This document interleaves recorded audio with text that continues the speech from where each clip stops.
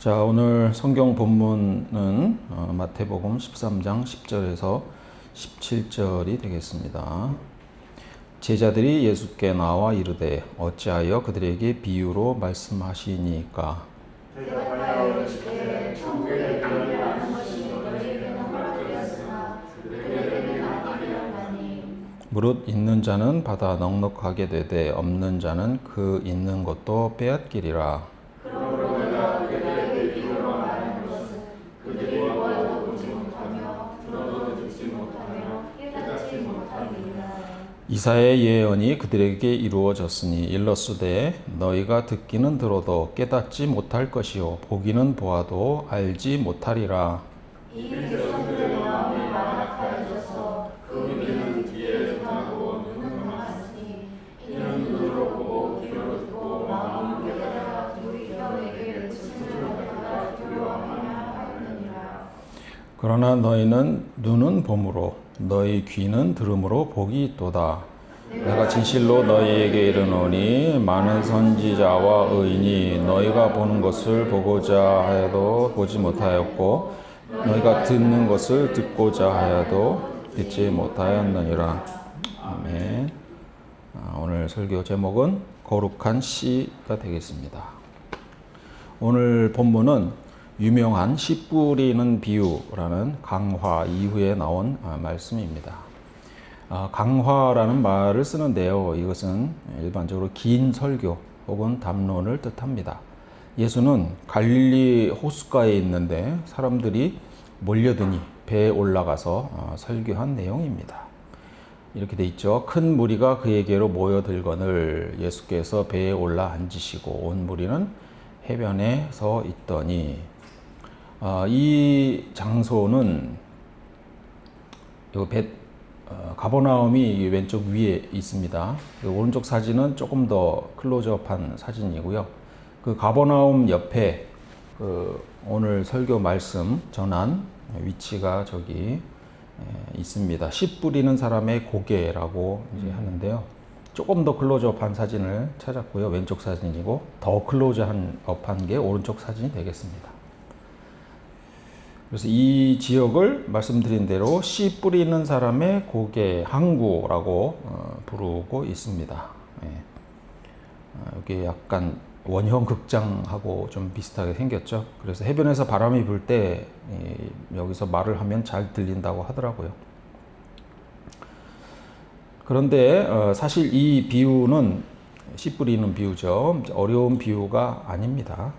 씨 뿌리는 자가 길가에 씨를 뿌리니 새가 먹어버렸고 돌밭에 떨어지니 뿌리가 말라버렸고 가시덤불에 떨어지니 자라지 못했고 좋은 땅에 떨어지니 100배, 60배, 30배의 결실을 얻었다는 내용이죠. 그리고 이 씨의 뜻은 말씀이라고 뒤에 풀이를 해줍니다.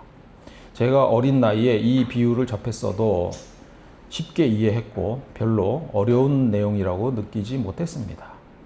그런데 이어지는 예수의 말이 조금 더 이상합니다. 너무 진지하게 보아도 보지 못하고 들어도 듣지 못하며 깨닫지 못한다고 꽤 진지하게 많은 설명을 하고 있기 때문입니다. 얼마나 난해한 비유라고 예수는 이사야의 예언까지 이용하면서 이렇게 진지하게 설교를 했을까요? 이사야의 예언이 그들에게 이루어졌으니 일렀으되 너희가 듣기는 들어도 깨닫지 못할 것이요 보기는 보아도 알지 못하리라 이렇게 얘기하고 있습니다. 그런데 살다 보니 아무리 쉬운 내용이라도 다른 사람을 이해시키는 것은 쉬운 일이 아니더군요.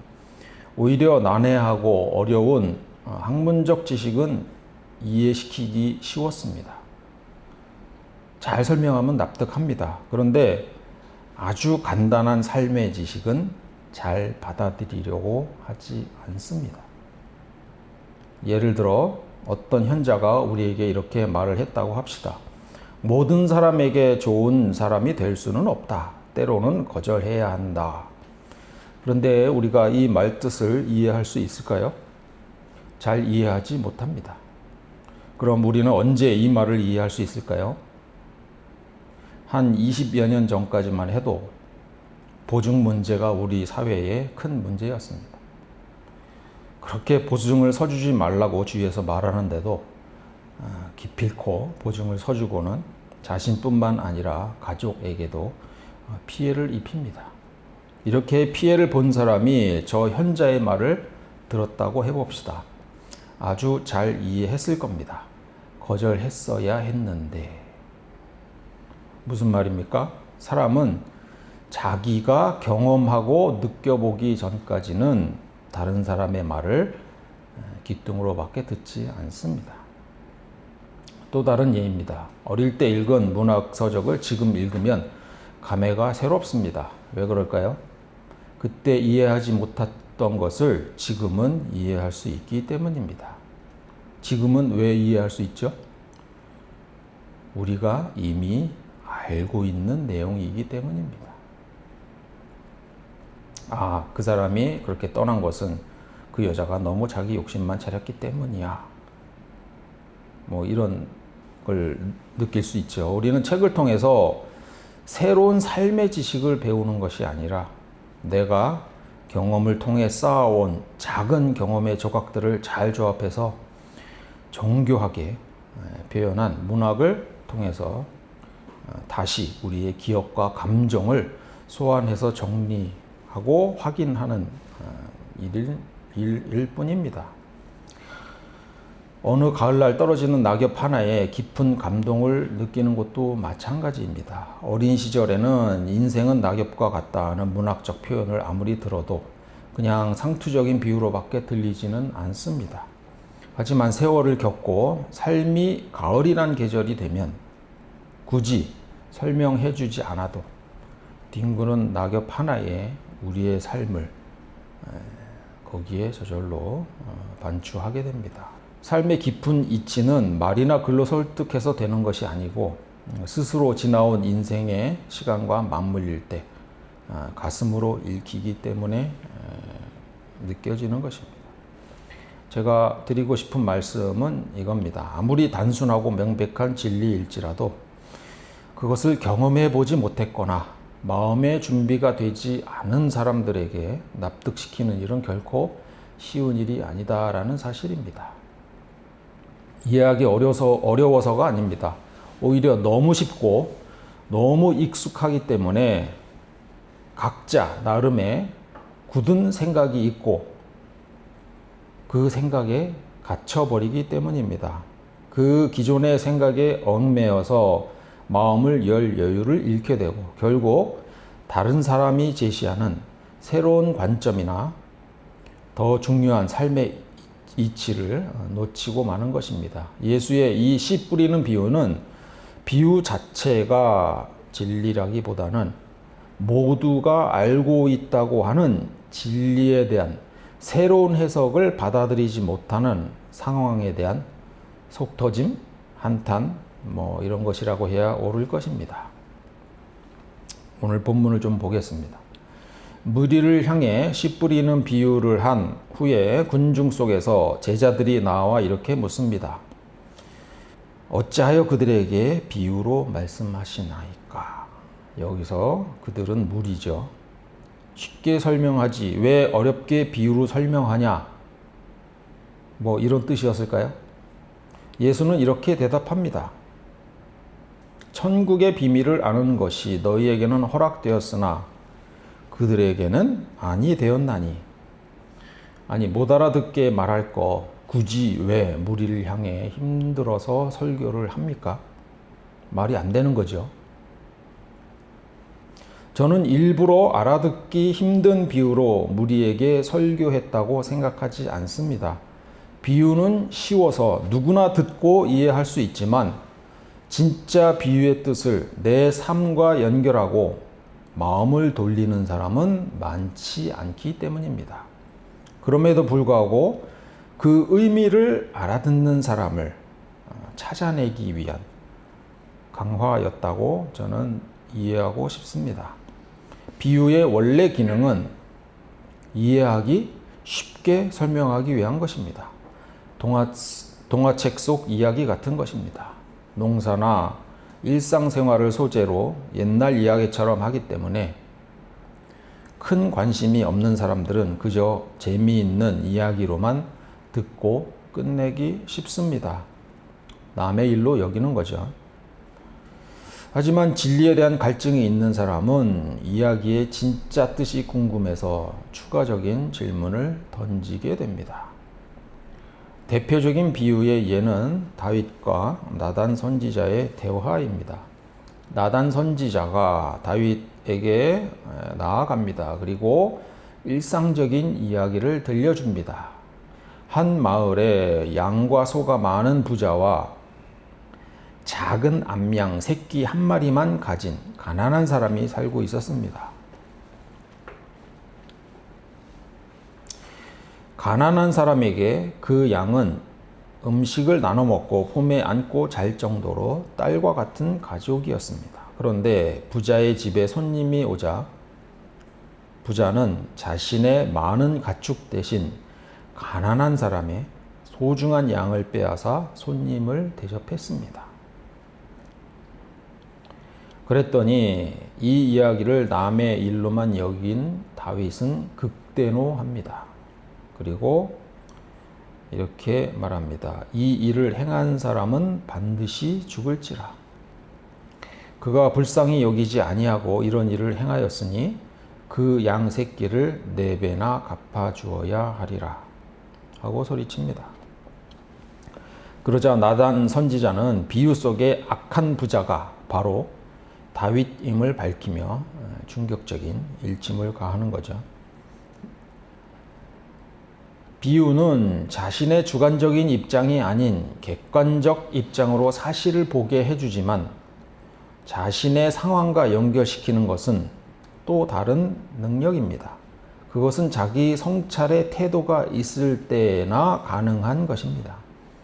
자기 스스로를 점검하고 성찰하지 않는 사람들에게 이 비유는 그저 재미있는 이야기에 지나지 않을 것입니다.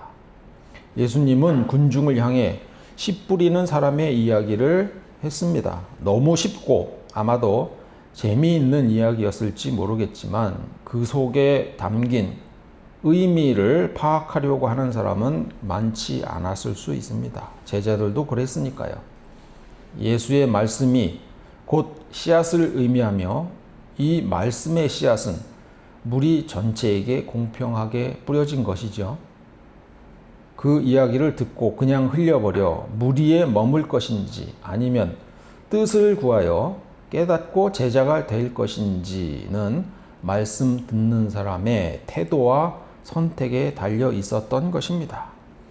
누구에게나 주어지지만 누구나 다 받아들이는 것은 아닙니다.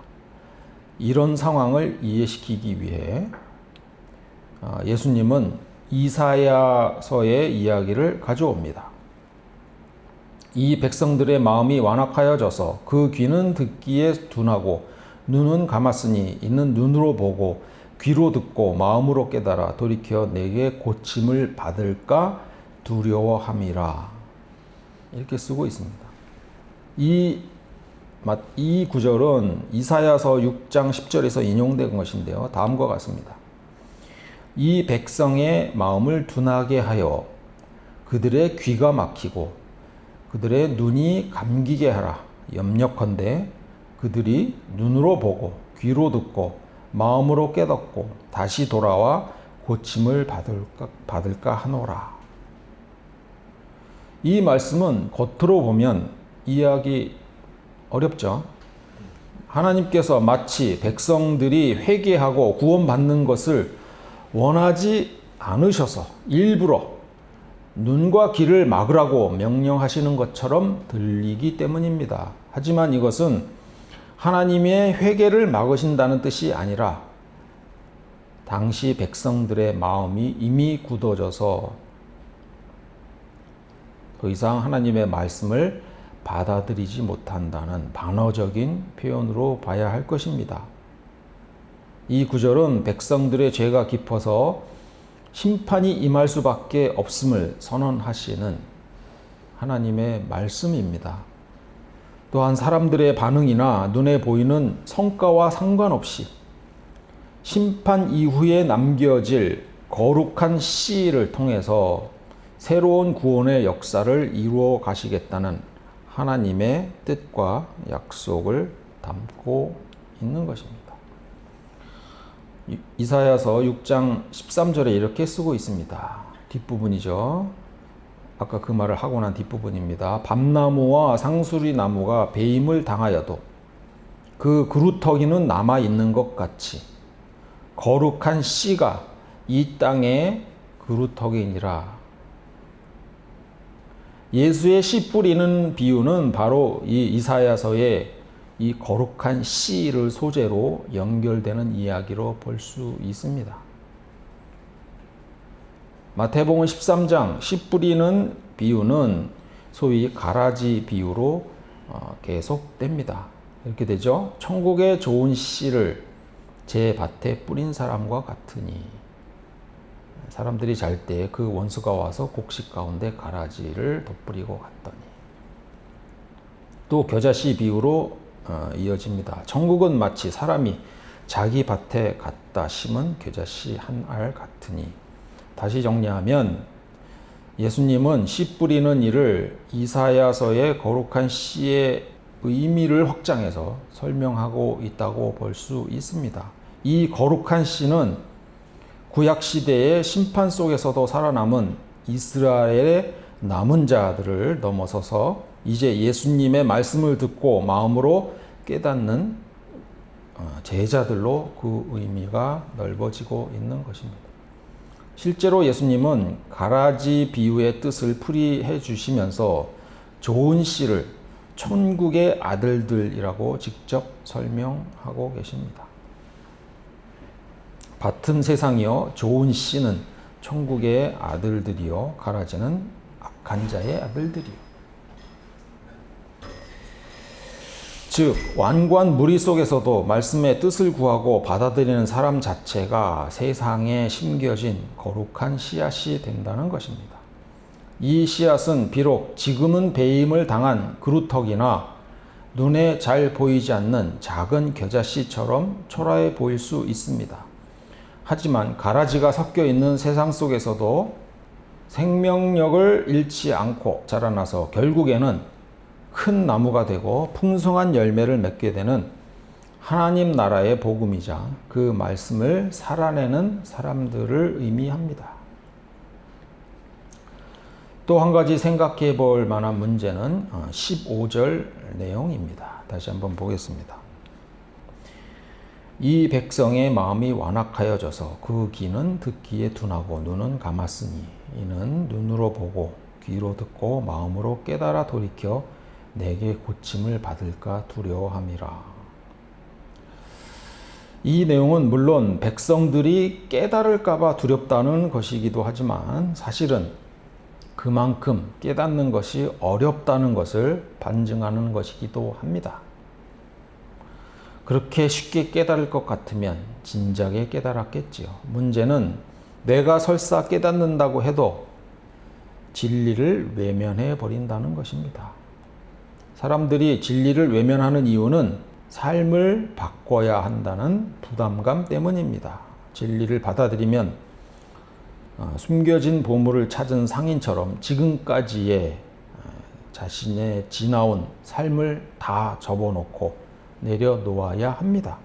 결국 이러한 변화가 두려워서 스스로 귀를 닫고 모른 척 하는 것입니다. 그들의 외면은 지금까지의 삶과 율법적인 전통을 잃지 않고 싶었기 때문일지 모르겠습니다. 그것은 그들의 지금까지의 삶을 송두리째 부인하는 것이기 때문입니다. 이것을 관성이라고 부를 수 있을 것 같습니다. 지금까지의 삶을 유지하려는 힘입니다. 마가복음 12장에 과부의 두 랩던 이야기를 잘 알고 계실 것입니다. 이 이야기는 과부의 순수한 헌신을 칭찬하지만 동시에 가난하고 힘없는 과부의 마지막 생계비마저 종교적 의무라는 이름으로 착취하는 것을 고발하는 것입니다. 또한 당시에 타락하고 위선적인 종교 지도자들과 그 성전 체계를 향한 고발이기도 합니다. 그럼에도 불구하고 과부에게 착취당하지 마세요. 저들은 위선자입니다. 라고 말할 수 없었습니다. 그러는 순간 이 과부의 헌신적이었던 전체 삶이 부정되어 버려서 더 이상 지탱할 수 있는 힘을 잃어버릴지도 모르기 때문입니다. 그럼 나의 삶은 어떻게 되는데? 라는 반문이 반드시 나올 겁니다. 진리를 받아들인다는 것은 정말 쉽지 않은 일입니다. 내 과거의 삶을 부정해야 하기 때문입니다. 하지만 예수님은 그런 사람들에게 일침을 가하는 것이 오늘 본문의 내용이라고 보입니다. 오늘 본문은 또 다른 주제를 우리에게 던져줍니다. 인간은 자신이 경험하지 않은 것을 깨달을 수 있는가라는 문제입니다. 사람은 직접 경험해야만 사상이나 지식을 얻을 수 있습니다. 이런 관점에서 볼 때 예수님이 말씀하신 천국은 사람들이 한 번도 감각적으로 경험해 보지 못한 세계입니다. 따라서 군중은 예수님의 비유를 들어도 자신의 경험 속에서 비교할 만한 이미지가 없기 때문에 소리만 들을 뿐 그 의미를 이해하기는 어려웠을 것입니다. 자, 이런 관점을 경험주의라고 말합니다.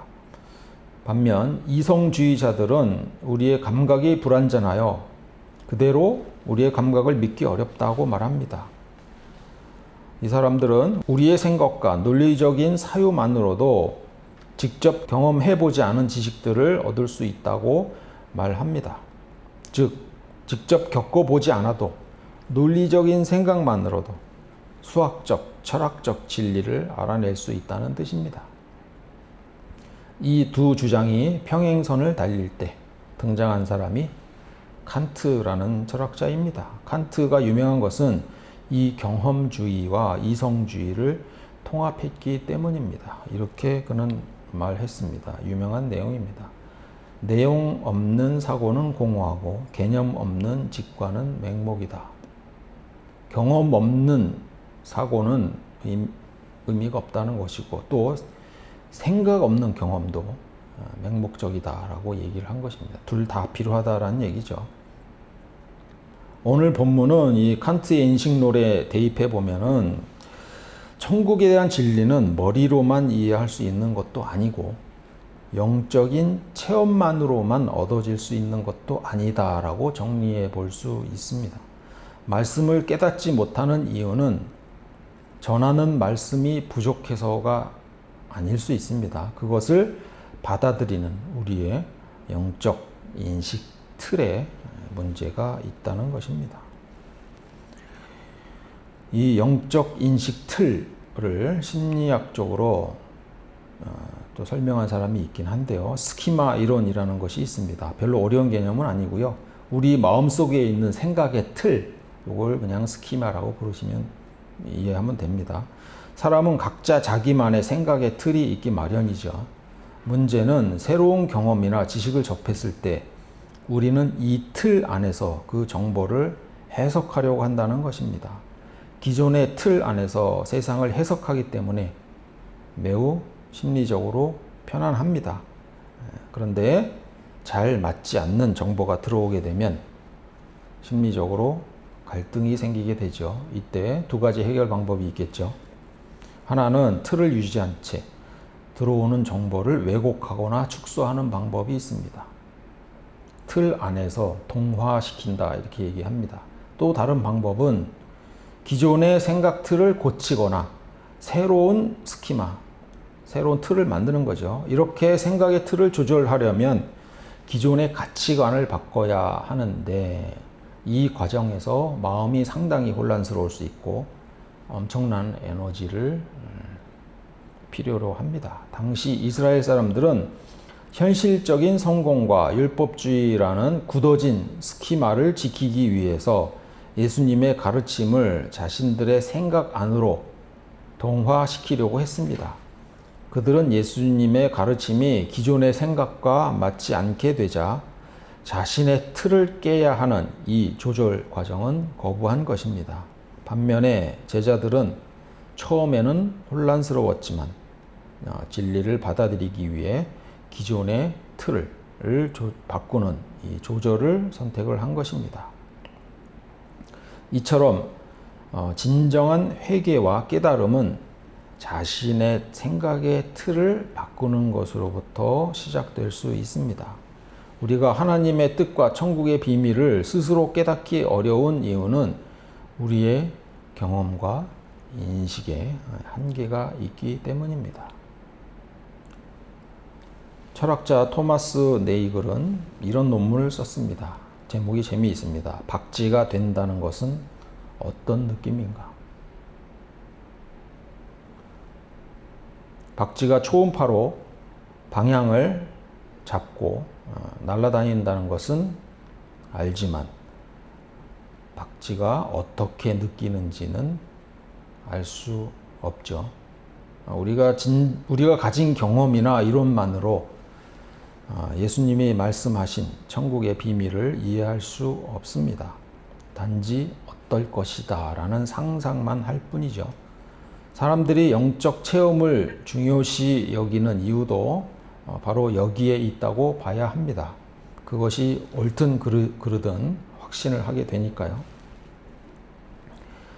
오늘의 말씀을 정리해 보겠습니다. 우리가 하나님의 말씀과 천국의 비밀을 듣고도 깨닫지 못하는 이유는 말씀이 복잡하거나 어려워서가 아닙니다. 우리가 지나온 삶의 경험과 굳어진 생각의 틀에 갇혀 있기 때문입니다. 사람은 누구나 익숙한 삶의 방식을 유지하려는 관성이 있습니다. 그래서 자신의 삶과 가치관을 바꿀 때 찾아오는 불편함을 피하고자 스스로 눈과 귀를 닫고 진리를 외면하곤 합니다.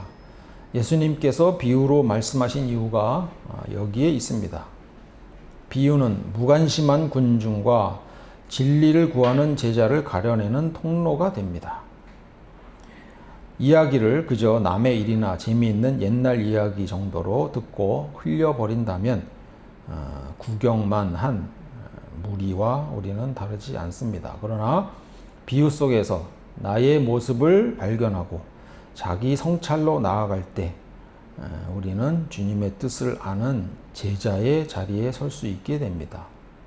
우리는 우리의 마음을 돌아보아야 합니다. 말씀 앞에서 내 생각의 틀을 깨고 삶을 변화시킬 때 우리는 이 땅에 심겨진 거룩한 씨가 될 수 있습니다. 비록 지금은 배임을 당한 그루터기나 눈에 잘 보이지 않는 작은 겨자씨처럼 보일지 몰라도 세상 속에서 생명력을 잃지 않고 풍성한 열매를 맺는 좋은 땅, 천국의 자녀로 살아가는 저와 여러분이 될 수 있기를 바랍니다. 기도하시겠습니다. 사랑과 진리의 하나님, 오늘 말씀을 통해 우리의 닫힌 눈과 귀 그리고 굳어진 마음을 돌아보게 하시니 감사합니다. 우리가 주님의 말씀을 들으면서도 내 생각의 틀과 삶의 관성에 갇혀 있음을 고백합니다. 이제는 말씀을 내 편안한 삶에 억지로 맞추려 하지 않고 진리 앞에서 그 낡은 틀을 기꺼이 깨고 변화시킬 수 있는 용기를 허락하여 주옵소서. 우리의 제한된 지혜와 힘만으로는 천국의 비밀을 온전히 깨달을 수 없으니 성령님께서 우리의 영적 감각을 깨워주시고 우리의 주님의 깊은 뜻을 헤아리도록 인도하옵소서. 그래서 이 세상 속에서 묵묵히 삶을 변화시켜 나가는 거룩한 씨가 되어 하나님의 풍성한 열매를 맺는 그런 사람으로 살아가게 하옵소서. 예수님 이름으로 기도드립니다.